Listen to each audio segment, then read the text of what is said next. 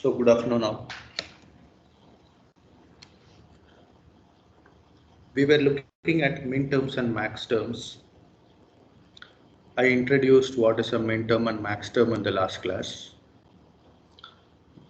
Max term is nothing but a complement of minterm, and the minterm is nothing but a complement of max term. And what is a minterm? Minterm is nothing but it is a sum of products term, right? And what is a max term? It is a product of sum term, right? Which means that if you have x plus y and another sum term which is say x dash plus y dashed. So these are sums. A product of these sums, that is what is called as POS or product of sum terms. A sum of products is the exact inverse. That is, you will have a product terms x y dashed and then say x dash y, x y. These are product terms. Sum of these products is what we call it as a soft term, or in other words, they are min terms. The other thing that you must know is, what do you mean by literals? What is a literal? Literal is nothing but a the complemented form and the uncomplemented form of a variable are called as literals. So you see here, these are a combination of literals, a complemented and an uncomplemented form of the variables. They are called as literals. Okay, now let's move on.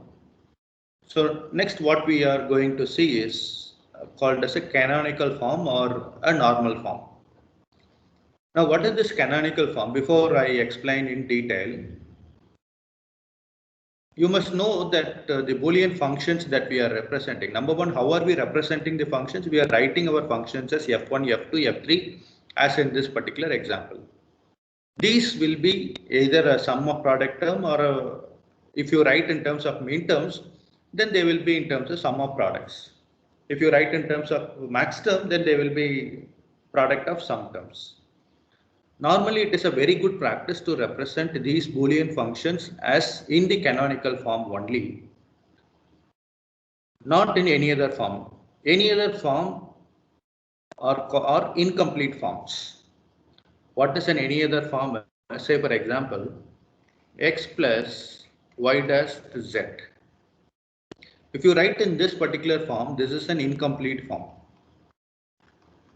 Why it is called as an incomplete form is, you consider this x alone, there is only one literal here. Then what happened to the other two literals?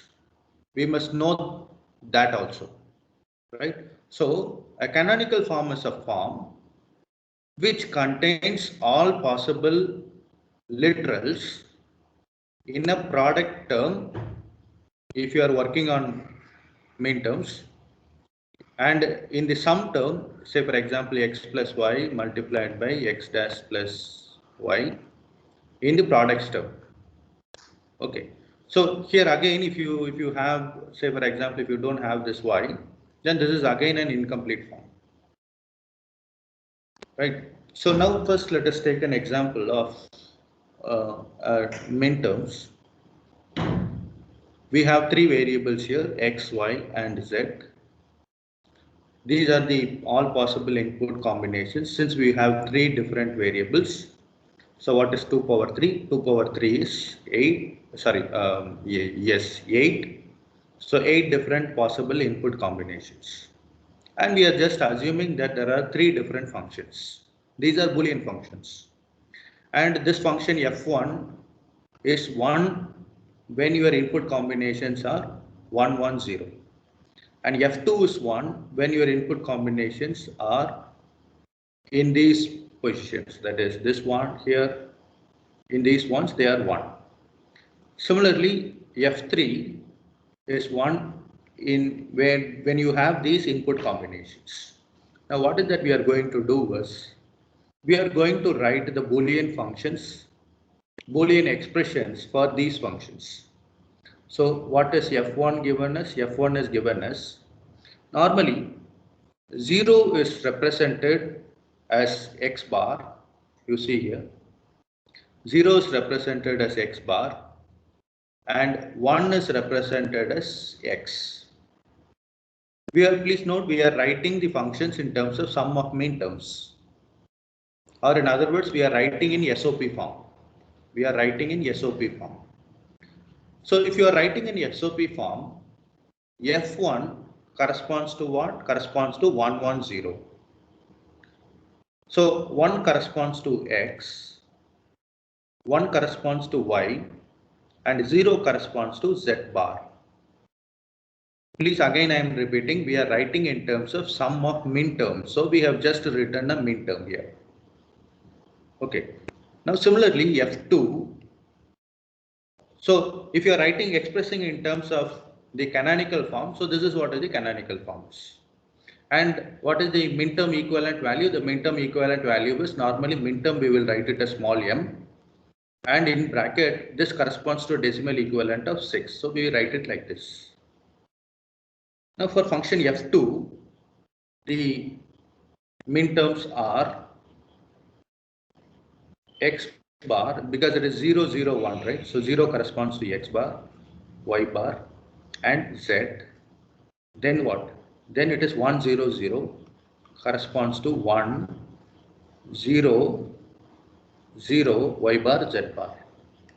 Likewise, this one corresponds to x, y bar, z, and the next one, this one corresponds to 1, 1, 0.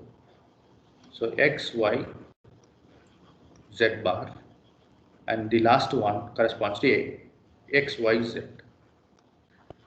This canonical form expression can be written as in terms of min terms. We write it like this. What is this one corresponding to the decimal equivalent is 0, 0, 1, right? So it is 1, comma. Then this one corresponds to 4, 1, 4, and then 5, 6, and 7. So this is how we write the min term expressions. Now similarly for the function f3, maybe I'll write here because of no space. This corresponds to x bar, y bar, z plus this 0, 1, 1. This one corresponds to 0, 1, 1. 0 corresponds to x bar, y, and z. And 1, 0, 0, it is x, y bar, z bar. Plus 1 corresponds to x, y bar, z. And in terms of the min term decimal equivalent, it is m of, this is 1, 3, 4, and 5. So 1, 3, 4, 5. So this is how you write these functions in canonical form and in terms of min terms, which is what is written here. Okay. So I hope there is no doubt in writing the canonical forms, right? Now let's move on. As I said before, that let's take another example. A function is given as a plus b bar c. I've already said that such a kind of functions or such a kind of Boolean expressions are an incomplete Boolean expressions. They are not in the normal form, which means that you need to convert them into the canonical form. Normally, this function will not be given like this. It has to be, ideally, it has to be given as a function. A function will always have its passing arguments, right? You are good in C programming. So if you have a function, you will have arguments also. So here, normally this is written like this. It is a function f of variable, 3 variables a, b, and c is given as a plus b bar c, right? Now this is not in a canonical form. All you need to do is you have to express this in a canonical form. So what did I say when I said about a canonical form? I said that this canonical form doesn't have all the literals, meaning in this particular sum of products term, B form is missing and C form is missing. Then now how do you include that? How do you include that is A corresponds, so A, we all know that A is nothing but A multiplied by 1 or A dot 1, right? A and 1. Okay. So A and this 1 can be written as B plus B bar, right? This doesn't change anything, right? If B is 0, then 0 plus 1 will be still 1. If this is B is 1, 1 plus 0 will be still 1. 1 dot 1 also doesn't make any change, right? So similarly, in order to include the C variable, this is rewritten as C plus C bar. Plus, again, in this particular term, the products term, A is missing. So A can be written as A plus A bar multiplied by B bar C. Okay. Now, if you compare this in the truth table, since I'm having a table here, let me use this particular table. Otherwise, this complete example is nowhere related to this expression A plus B bar C. I just wanted to use the input combinations. So let me assume that this is A, B and C. Just for saving time, I'm using this table. Otherwise, this has nothing related. If we are having A equal to just an A expression, right? So when A is 1, if A is 1, what it means is, it means all the entries corresponding to A equal to 1 is included as a part of this particular sums term, right? Similarly, B bar C corresponds to what?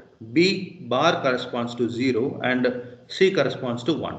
So all combinations having B and C as 0, 1, where do you have 0 ones? You have 0, 1 here. You have 0, 1 here. Yeah, that's all, right? All these combinations will create an output for F equal to A plus B. For all these input combinations, you will get an output of F equal to 1 here, F equal to 1, right? So all these 4 combinations, so this one, this combination, and these 5 combinations will get you this particular function F equal to 1. Okay, now coming back to the problem, we have to express this in the canonical form. So you know that we have just rewritten this expression like this, including all the literals. Now what all you need to do is, you need to cross multiply. A multiplied by B, A multiplied by B bar. So what you will get, let me use this particular part. A multiplied by B, A multiplied by B bar is AB plus AB bar. Then here also you can multiply A multiplied by B bar C and A bar multiplied by B bar C is A bar B bar C, A B bar C. So now there is one more product term here. You multiply this also. What you have is AB multiplied by C is ABC, AB multiplied by C bar is ABC bar, A B bar C is A B bar C, A B bar multiplied by C bar is A bar C bar. Likewise, A B bar C is written as it is here and A bar B bar C. Now let us write the decimal equivalent of all this. The decimal equivalent of ABC is 7. So min term is M7. This is a min term. M7.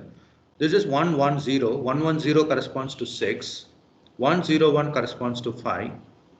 100 corresponds to 4. 101 corresponds to 5. And finally 001 corresponds to M1. Since there are 2 minterms that are repeating, you can write only one minterm because R of x plus x is nothing but x only, right? So minterm of M5 and M5 will be M5 only.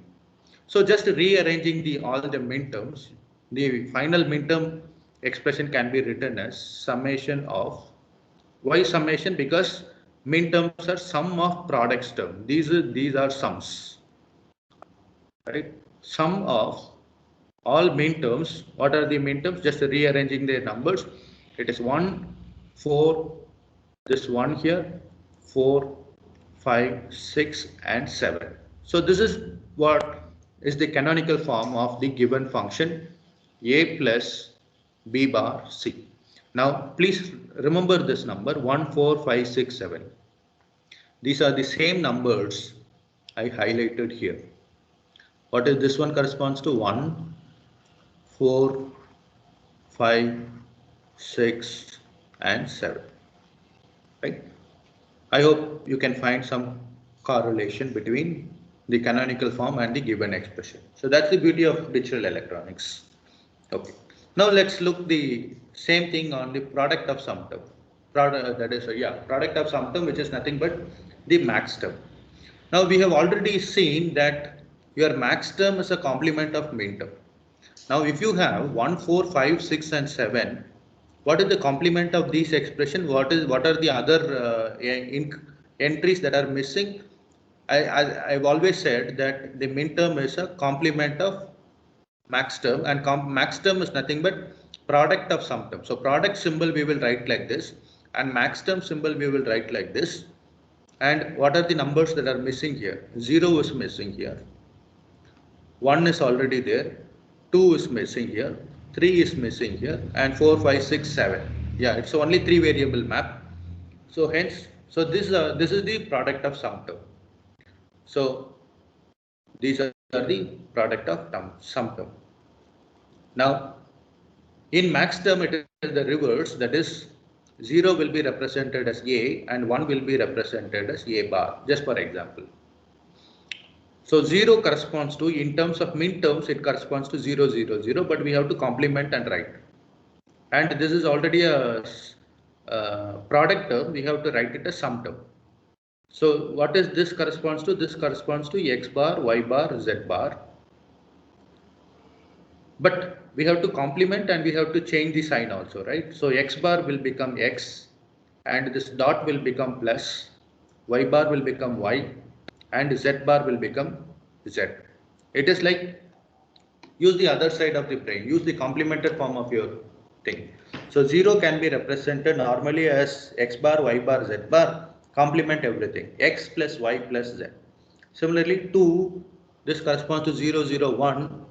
So the product of sum term in terms of max term, this will be X plus Y plus Z bar, which is, oh, this is 0, 0, 1, sorry. This actually 0, 1, 0, right? So 2 corresponds to 0, 1, 0. So converting this into max term, it will be X plus Y bar plus Z. So X plus Y bar Z. Similarly, 3 is 0, 1, 1. So 0 is X, 1, 1 is Y bar, Z bar. Right? So you got this F2. So similarly, if you consider some other function, say for example 0, 2, 6, 7. So this is for F2, right? So F2, for this F2, what are the complemented form? Or the sum of the product term, let me erase all the signs, all the highlights. Yeah. Now, how do you write the max term quickly? How do you write the max term quickly is, for min terms, what did you look at? You looked at all these ones, right? But for max term, you have to look at zeros. Where do you have 0 here? You have 0 here for F2, F2, F2. For F3, these are the places you have zeros. And what this 0 corresponds to? X bar, Y bar, Z bar. Since you are writing the max term, first let us write the max terms first. This corresponds to 0. This corresponds to 2. That is F2. F2 corresponds to and 3. Similarly, F3 corresponds to max terms 0. This 0 corresponds to 2. This 2 zeros corresponds to 6 and 7. This is what is your max terms of F3 is. And straightforward you can write here 0 corresponds to what? X plus Y plus Z. These are sum of products, product of sum terms. And 2 corresponds to 0, 1, 0. So which means X plus Y bar plus Z multiplied by 6 corresponds to 110. 110 means it is X bar plus y bar plus z, and 7 corresponds to x bar plus y bar plus z bar. So these are the product of sum terms for this function f3. Okay. Yes. So for f3, it is 0 to 6, 7. I have repeatedly kept on saying that the min terms is a complement of max terms. So if your min term is 1, 4, 5, 6, 7, then the max term will be, what is the complement of this f2? Complement of f2 will be a complemented form of 0, 2, 3. So you have to actually complement this. So if you want f2, then complement m0, m2 and m3, applying the De Morgan's theorem, this plus becomes dot and m0 becomes the complement of this. So m0 complement dot m2 complement dot m3 complement. What is m0 complement? It is nothing but the capital M0, which can be written as this. You will not have this complement here because you have converted to max term. So the product of sum terms 0, 2 and 3. So every Boolean function can be expressed either as a sum term or as a max terms. Now, so how do you convert to a canonical form? It is very, very simple. If you have a sum terms, sum of min terms will always be equal to product of max terms. If you have a function f1 as a, b, c and the min terms are given as 3, 4, 5, 6, 7, then what is the max term? If you are asked to do, this is straightforward. Just convert the summation to product term, small m to capital M. And what are the decimal numbers that are missing? Since you are having 3 variables here, you must have 8 different combinations. 2 power 3 is 8. So 0 is missing here, 1 is missing, 2 is missing, 3, 4, 5, 6, 7 is there. So these are the product of sum term. Let's take another example. Again, there are 3 variables, so 8 different possible combinations are there. This can be converted to sum of min terms. This product symbol has to be converted to summation term. Capital M becomes small m. So what are the missing terms? 0 is already there, 1, 2, 3 is already there, 4 is already there, 4 is not there, so 7. 1, 2, 4, 7. So this is how you convert a min terms to a max term. Any doubt in this? Any doubt? Okay. Now let's find out, let's see how to use the NAND gates or implementing using NAND gates. Now, if you have a Boolean expression in sum of products term, if you want to implement using NAND gate, the simplest method is to apply the De Morgan's theorem. What do you mean by that is, say let us write this separately, x y bar plus x bar z, right? So your function f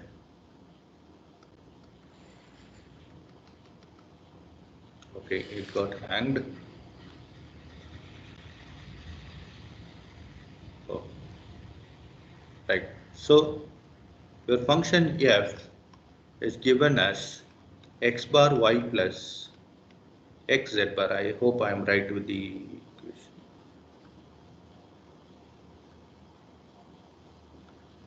X, okay. I think it doesn't matter, right? We'll solve this only, right? Let that be another example.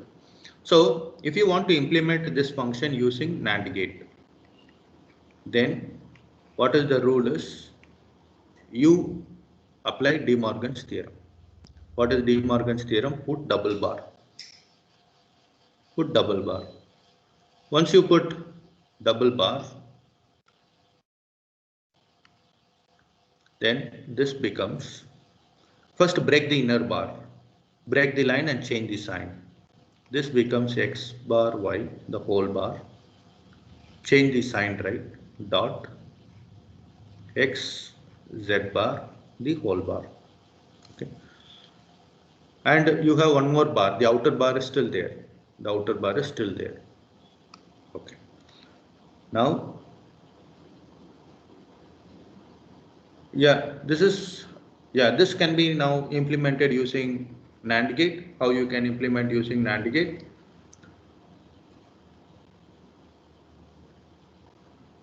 Okay, how do you implement this using NAND gate? X, X bar can be written as using one NAND gate.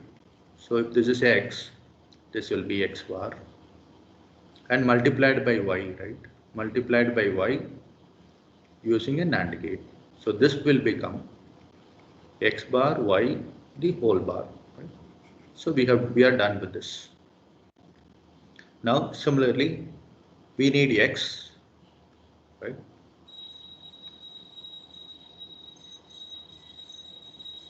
So we need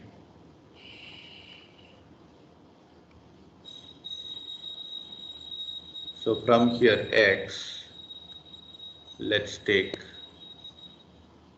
a line here because we need X and Z bar. So another line which is Z, this becomes Z bar.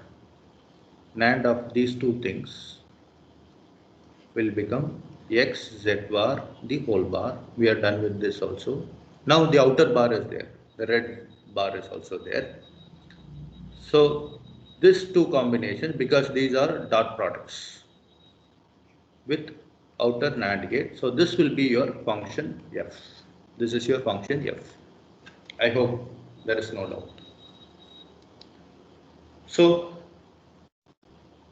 this is one way. Okay. At times what will happen is people, instead of writing as X here, X and then X bar, people used to ignore this NAND gate, ignore this NAND gate, and even this, ignore this particular part also. You can start directly writing from X bar itself. Okay, so that is also, which means that it is a negative logic circuit. So like this, as shown in this particular figure, instead of creating one more NOT gate for Y bar, you just write it as Y bar only. It doesn't matter because you are giving a negative logic input. Okay. So any doubt? Okay. Now how do you implement using an OR gate? It is exactly the reverse. If you want to implement using an OR gate, the first step is get the POS expression, Boolean expression. That is the product of sum expression. First, convert your expression to product of sum. Then you use the De Morgan's theorem to apply a two-level NOR gate. What do you mean by two-level NOR gate? It is a two-input NOR gate, is otherwise called as a two-level NOR gate. Okay, two-level means it is just zeros and ones. Now let's take an example here. The example we have here is X plus Y bar multiplied by X bar plus Z. Again, what is the rule? You apply two bars, break the line and change the sign. Break the inner line. When you break this line, this dot will become plus. And then this bars, X plus Y bar the whole bar plus X bar plus Z the whole bar. Okay. Now don't do anything further because I have already repeated once that if you are implementing NAND gate, don't disturb the AND operation. If you are implementing using NOR gate, don't disturb the OR operation, which means that don't disturb this plus here. And in the previous example, don't disturb this AND here. Okay. All right. So now this can be implemented. X is already there plus Y bar. Since this is a whole bar here, this is nothing but a NOR gate combination, right? So this is NOR gate. So it is X plus Y bar the whole bar. Similarly, X bar plus Z the whole bar will be, so here it is X bar plus Z. And in order to take care of the outer bar or operation of these two sum terms. Okay. So you take the NOR operation and this will be your F. Any doubt? Okay. Now, whenever you have an SOP expression, that is sum of product expression, it is always suggested that you use either an AND logic and or logic, or you can use NAND logic circuit. If you are using, and this is also not a suggestible method, you must always have your Boolean expressions in canonical form. Okay, so that will help you implement in a better way. Why I am asking you to use a canonical form here is, it is the same reason why we are using an universal gauge when compared to the AOI gauge. What is the reason? That is, say for example, you have a Boolean expression. Let us take this example: AB plus CD plus E. If you want to implement this circuit, or I will add two more expressions here. Let me use A bar BC, and let me also use A bar C E and maybe D also, right? So you can implement using OR gate, AOI logic. It will look simpler, but practically when you are trying to implement, it will be harder. Why? Why is, please see here, there are 4 inputs here. There are 2 inputs here. There are 1 inputs here. There are 3 inputs here. Which means you have to find ICs that is having a 2 input AND gate, that is having a 3 input AND gate, that is having a 4 input AND gate. So the number of ICs required will be more. Instead, if you all convert this into canonical form, so each minterm here will be of a 4 variable, 4 literals. All the minterms will be of 4 literals. So under those circumstances, it is okay to use just a 4 input NAND gate. So that is the reason we always suggest that you should always work on canonical form, and that too with the universal gates. Okay. Now let's take an example here. You have an expression AB plus CD plus E. And how do you implement this? Just AND gate, CD AND gate, and then ORed with all these 3 things. ORed, you will get AB plus CD plus E. Now, how do you implement this circuit? How do you convert this circuit into a NAND operation? Right? What is that I mean here is, what is the expression you have? You have an expression, some Z equal to AB plus CD plus E. You want to, if you want to convert this into the NAND gate, what do?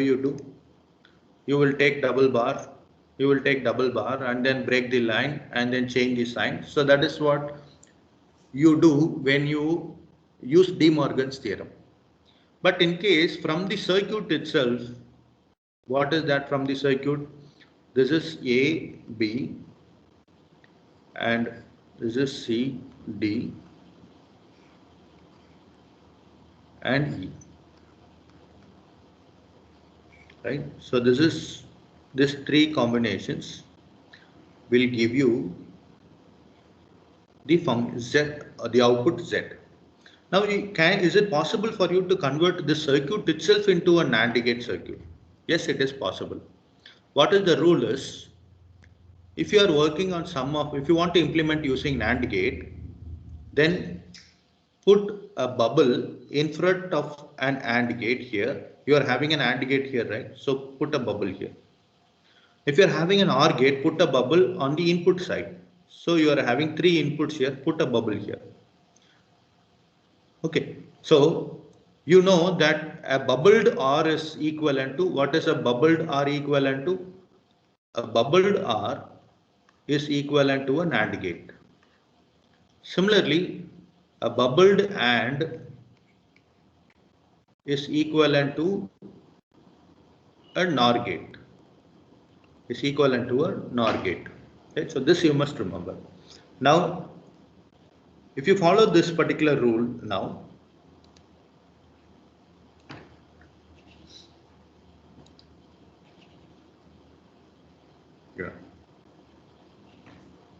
so you have bubbled. Now at the same time, what is that you have done is, see, along this particular line, along this line, there is no change in sign. Why there is no change in sign? because here also you have inverted, here also you have inverted, so complement and a complement will be same.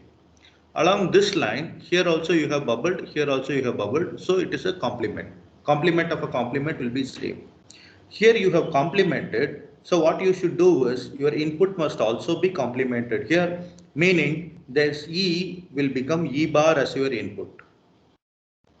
Okay, so when converting this circuit into an AND circuit, so this has become NAND, this also has become NAND, this bubbled OR has become 3 input NAND. And since you have a bubbled across here, your E input must also be bubbled. So your E input has become E bar. Now let's implement a POS expression. POS expression, we are going to convert this into NOR. I will give you a set of rules how to convert this into NAND and NOR logic. If you have a POS expression, say for example A plus B multiplied by C plus D multiplied by E. So how do you implement using AOI? Using AOI, that is A, B, R. So this is what this function is. C, D, R is this particular function. And E, all these are ANDed together. All these three, they are ANDed together using this gate. Now what is the rule to convert this into a NOR logic from the circuit level itself? If you have an OR circuit, put a bubble in front of it. If you have an AND circuit, put a bubble on the input side. So which means I'm going to put a bubble here. I'm going to put a bubble here because these are OR. I'm going to put a bubble on the input side because this is an AND. Again, what I should do, I must check for the inversions. This bubbling has been complemented again with one more bubble. So this line do not change anything. This bubble is complemented with one more bubble. Again, this line do not change anything. Whereas this particular line is complemented, hence what you must do is you must create one more bubble here, thereby changing your input from E to E bar. So you see this example, you know that a bubbled AND will be is equivalent to a NOR gate. So this NOR is as it is, NOR as it is, bubbled AND has been converted to a NOR gate here, and the input E has been converted to E bar. Now let me give you the formal procedure how to convert an AOI gate to a NAND gate or a NOR gate. First, you must draw the circuit for an AOI gate. Okay. Then if you want to implement using NAND gate, then the rule is put a bubble at the output of each AND, put a bubble at the input of each OR. If you are implementing using a NOR gate, then put a bubble at output of each OR and put a bubble at input of each AND. After that, the most important point, this is the most important point, not this one, in fact the last one. Yeah.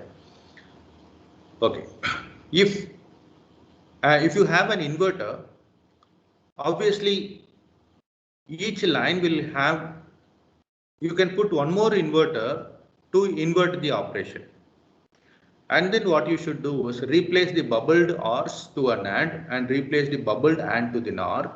And finally, the most important part is check for the double inversions, right?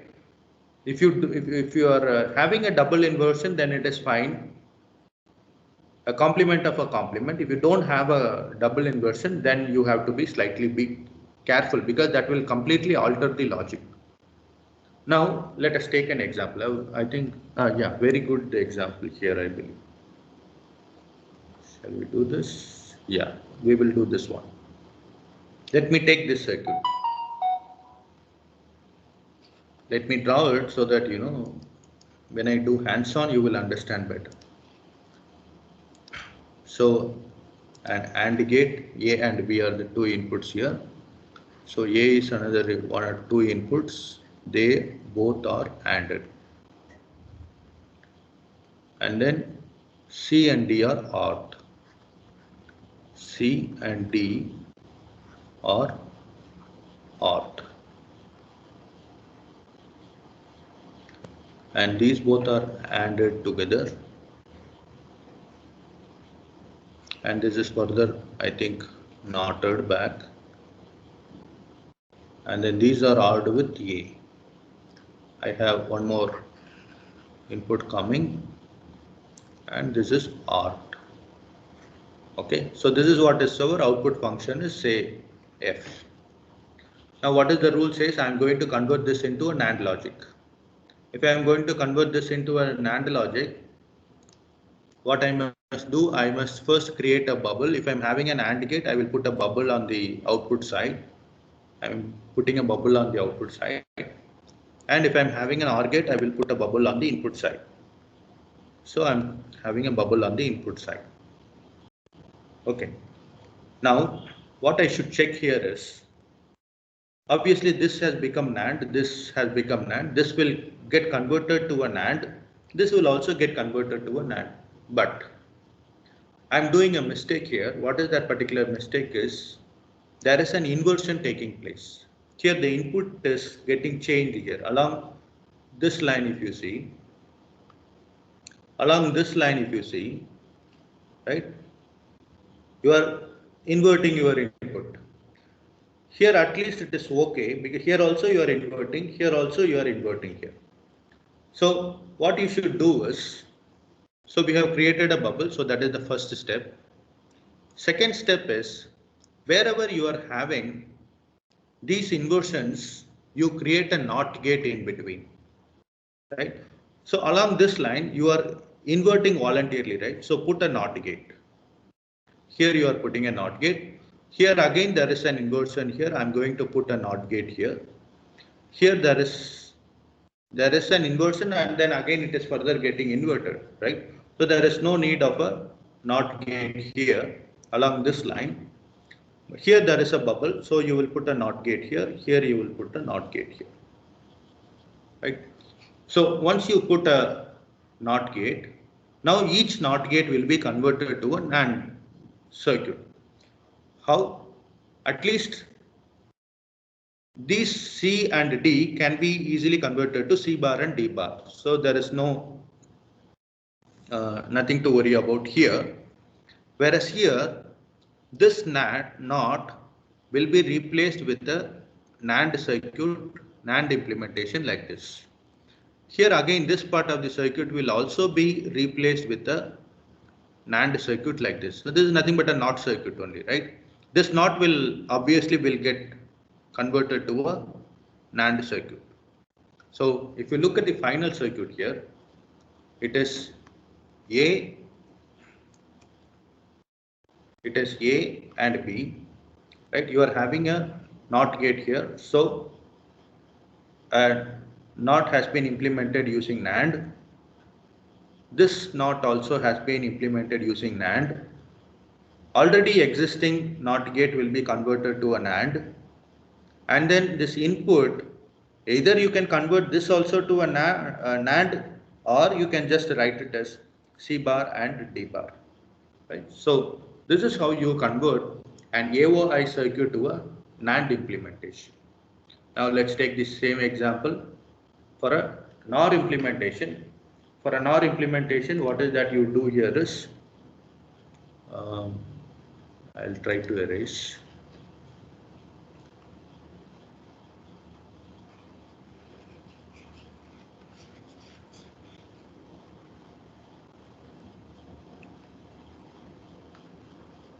Okay.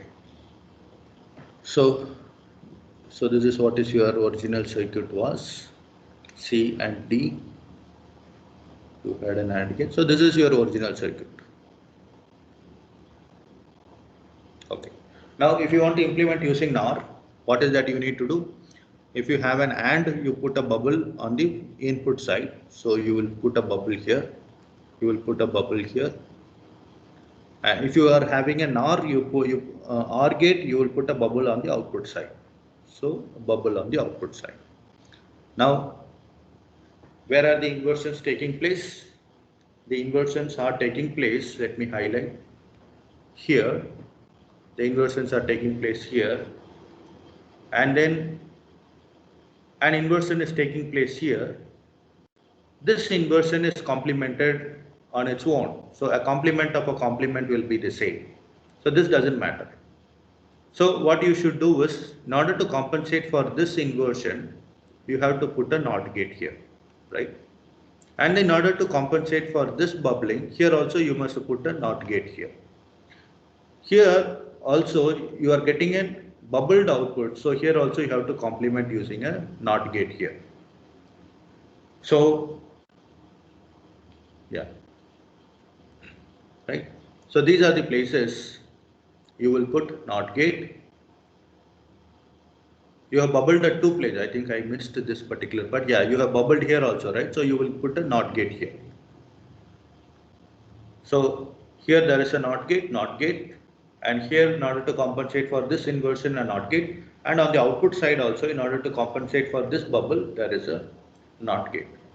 Automatically this NOT gate will get replaced with this NOR gate. So then bubbled AND gate is equal to NOR, bubbled AND is equal to NOR, and NOR will get replaced as it is. So this is how you convert into a NOR operation. Any doubt in this? Any doubt? Okay. Now we are slightly going into the most important part of digital electronics, the K-maps. Before moving on to the K-map, what is this particular K-map? Let me explain. The objective of having these K-maps are, our objective must always be what? You must have a simplified Boolean expression. What is the need for a simplified Boolean expression? Because that will create a cheaper circuit. When the number of circuits, number of gates are less, then obviously the power consumption is also less. And when the number of gates are less, again, there will be a quicker operation, and the cost is also less. The cost of implementation is also less. So why you want to implement why you want to carry out these functional simplification is because simpler expression uses less gates, and less gates will result in cheaper circuit, less power circuit, and at the same time it is a faster circuit also. There are two different techniques of simplification, simplifying your Boolean expressions. One is using the algebraic expressions, and other is using K-maps. The other name of K-maps is called as Karnaugh maps. Before coming on to the most powerful Karnaugh map, we are going to use, if you consider algebraic theorem, then you must be very good in the theorems and postulates that we have studied. And for you to perform an algebraic simplification, it requires practice and it requires some kind of a skill also. Now coming to K-map, what is this K-map is? This is a diagrammatic technique. At least it is easy for humans to simplify your algebraic Boolean expressions. First, let us take an algebraic simplification. Let us find out how difficult it is, and then let us move on to the K-map. Now, what is an algebraic simplification? Algebraic simplification means you have to minimize the number of literals and obviously the number of terms also. Sometimes you might get multiple answers. Sometimes your answers might not be similar to the simplified answer. Under those circumstances, as design engineers, what is that we used to check is, we used to check whether when you implement the simplified expression, you will use a minimum number of gates or not. So that is what will tell us whether your expression is a simplified expression or not. Say for example, a person 1 might use 5 gates to implement a Boolean expression. His expression might look simpler. Say for example, he will have x bar y plus x z. This will use just only 5 gates. Why? Because x to x bar, one NOT gate is here. There is an AND gate here. There is one more AND gate here. There is an OR gate here. So how many gates? 1, 2, 3, 4 gates, right? 4 gates is used here. But if another person is able to implement the same expression using just 2 gates, though this expression looks simpler, you cannot argue that this is the simplest expression when other person has implemented the same logic with just 2 gates. Okay. Now let's take an example here. Okay, I think it's time 2:51. So we'll stop here and we'll take up the example in the next class. Any doubts so far?